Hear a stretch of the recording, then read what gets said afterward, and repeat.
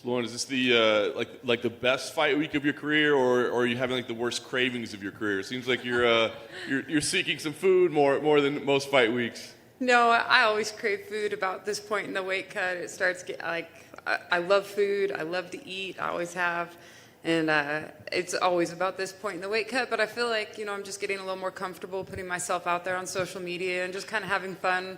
Actually, I haven't posted any food for today's countdown. Not yet, but yeah, I'm just trying to have some fun and put myself out there a little bit more. So this is who I am. I love to eat. I do crave food when I'm cutting weight, yeah. That's funny. Well, listen, you've been working for a long time to get here, right? You've been talking about this moment and deserving it, and now it's finally here. So what is the feel now, right? I'm sure you've been imagining this moment for a long time, and now it's that time. So what's the feel for you? It's really not that different than any other fight week, to be honest with you. It's fun. I love fight week. I love that, like, all the really hard work is done. This is the part where we get to cruise in and start, really enjoying ourselves. And there's always some stress during fight week. You're traveling, you got a million things to look over and mind and make sure it's going right. But I've learned really how to really start handling that stress so much better. Like I keep telling myself, like, stressors are going to happen and we're going to overcome them like a champion would, and so it's actually kind of cool. And like, I don't want everything to be so smooth, because then I would be like, what's really going on here? It's there's always some stress associated with fight week and with fighting in general, but it's cool, man. This is a cool life. This is a really cool life. Most days I feel in awe that I've gotten to spend, a great part of my adult life being a professional athlete. It's not something I ever would have planned for myself. And honestly, like, when I wake up in the morning, I'm like, man, if my life had turned out the way that I would have picked it for myself, I would have sold myself short 1,000 times over. This is better than anything I could have come up with for myself. I love this. It's an awesome way to say it. So I'm curious, like, what's the balance, right? Because as you just said, it's a heck of an accomplishment to be here, right? I mean, to be in this position is meaningful, and you should probably enjoy it and take it in and, relish it all, but it's not the actual goal, right? The goal is to bring home the title. So what's the balance in, respecting and enjoying where you are, but also realizing we're not quite there yet? Yeah, the goal is to just kind of stay in the moment, take stuff day by day. Like, when I say stay in the moment, I mean, like, I want to recognize what's going on right now. I want to feel the way I'm feeling about it. I want to recognize what's happening right now and enjoy these moments. And so, of course, the goal is to win the fight this weekend. But the goal is to really enjoy what I'm doing, stay in the moment, keep breathing, keep having fun, and yeah, that's the main goal, And when I'm doing that, I feel like I'm at my very best. That's awesome. So, no secret, of course, Valentina, pretty good fighter. She does all right. So, yeah. So when you watch her, when you're breaking her down, when you're competing, I mean, do you see, like, spots and you're like, oh, there's an opportunity there, there's an opportunity there, there's an opportunity there, or do you see, I think what a lot of us see was just a really, really well-rounded fighter that you have to fight perfectly, right? Well, nobody's perfect, but she is a very well-rounded fighter. You don't get to be a dominant champion by having holes in your game, And so when I watch her fight, it's not like she has these big glaring weaknesses that I'm like, oh, yeah, I could take advantage of that for sure, I think those days are over. You don't get to be where she's at by not being well-rounded and by not being really, really damn good at everything. But everybody's human. Everybody has habits and things that are exploitable. Everybody has weaknesses. And anybody that thinks that they don't have a weakness, that in itself is a great weakness. Everybody makes mistakes. And at this level, that's what we're looking at, is like, what habits does she have?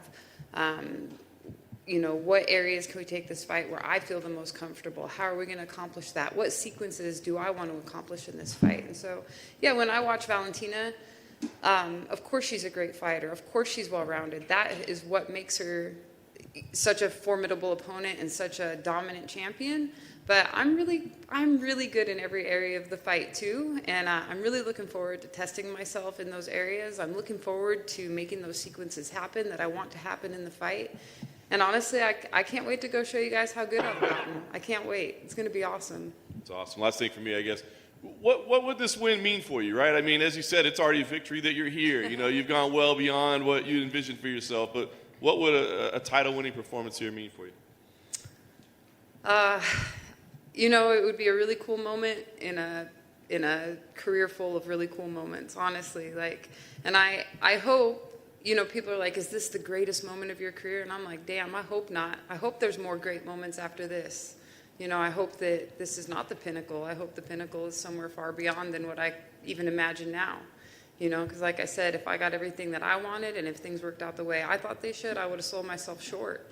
So who knows what the peak is of my career? I don't know yet, you know, but that's what I'm trying to find out here. So this is just one more step in that journey, and winning that title on Saturday night is going to be a huge accomplishment, obviously, for me and for my coaches.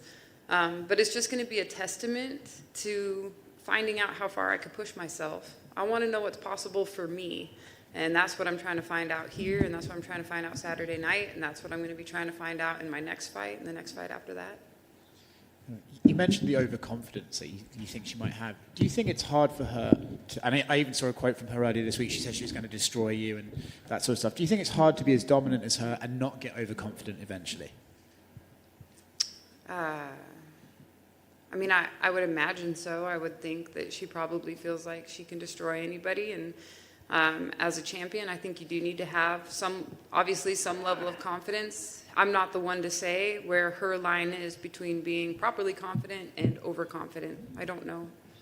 Do you think, again, I'm sort of casting hypotheticals here, that she may be overconfident because she's had this great run. Do you think at that point you're actually catching her at a great time where she can just underestimate everyone she fights? I don't think that Valentina is the kind of fighter that underestimates her opponents. Like, she's been doing this for a very long time. I'm sure she's a very experienced fighter, not just in MMA, but in, you know, other sports as well. And I think she's had a lot of experience, you know, probably in some of her fights, like in some of her kickboxing fights, maybe she was the underdog. Maybe she's already had opponents, you know, that she underestimated or whatever. So I don't know. I couldn't tell you guys what she's thinking about me or what she feels about me. Like, I honestly don't care. It doesn't matter. Winning a world title is obviously very special, but defeating a champion like her, is that just extra? Is that extra glory for you? Do you even think about that sort of stuff? I don't. I really just want to stay focused on what I can do. And like, you know, I've beat some really good fighters before, not just in the UFC, but I fought for titles at other times in my career where I was a heavy underdog. And for me, it's just about like, how well can I perform? How great can I be? What is my limit? Can I go out there? Can I go out there under this pressure? Can I go out there under those bright lights? Can I go out there and face somebody like her and perform at my very best? And I think that if I can do that, I believe I can beat anybody in the world. Awesome, thank you. Yeah. Lauren, right here. Hi. Lauren, for a lot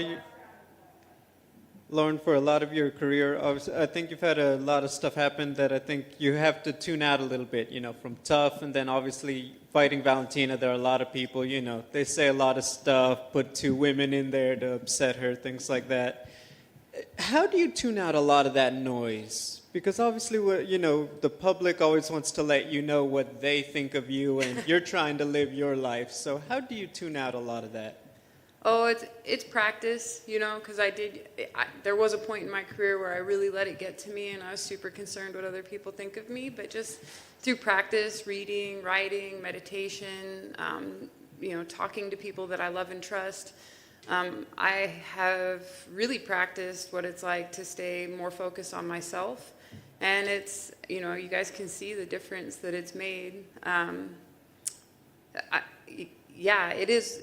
I can't be focused on what everybody else thinks of me. I can't even control what other people think of me. And so what good does it do to focus on what they think of me? It doesn't matter, you know. For me, it's like I'm going to be open to making mistakes. I'm going to learn from those mistakes. I'm going to pick myself up, and I'm going to keep moving on. And people that are not inspired by that, I think maybe there's something wrong with the way they see life, you know?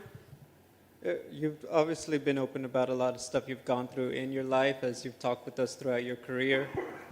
Fighter nickname, Lucky. What would you say is the luckiest thing about Lauren Murphy? Oh, it's my marriage. I don't know, but somehow I talked Joe into marrying me, and I'm the luckiest girl in the world to have a husband. Like him. Like really, I feel very blessed to have the marriage and the relationship that I have with such a great man. I feel very blessed that my son has grown into the man that he's grown into. He didn't have to. He didn't exactly have the easiest childhood. He didn't always have the best examples around him. And somehow, it seems like it's really out of my control, he has grown into a great, kind, hardworking, honest man. And I love that those are the two main men in my life, that they have inspired each other and inspired me so much. But my relationship with my husband has changed my life so much, and no matter what happens this weekend, it's not going to affect our marriage at all. And for me, it's like that really is actually why I feel like I'm the luckiest woman in the world. Quick side note, a lot of fans really like the poster for this event, and obviously you're featured on it. Are you a big fan of like the memorabilia from events you're part of, or you're not really concerned with all the knickknacks that come with being a UFC fighter? Oh yeah, we keep the stuff. Like we keep the posters. This poster for sure will go up somewhere cool in our house. It's cool to have your face on a UFC poster. Come on, how many people can say that? You know, how many people have fought for the UFC championship? We have all the belts that I've won. We have those displayed in our house. When I won Fight of the Night back in 2016, and it was my first UFC win and a finish, we got a shadow box made of that. Like, it's cool, you know, when I'm old and gray, I want to be able to look back on this stuff and go through all the knickknacks and memorabilia and hopefully show them, you know, to my grandkids and great grandkids or whatever, and be like, yeah, well, we did it. Thank you.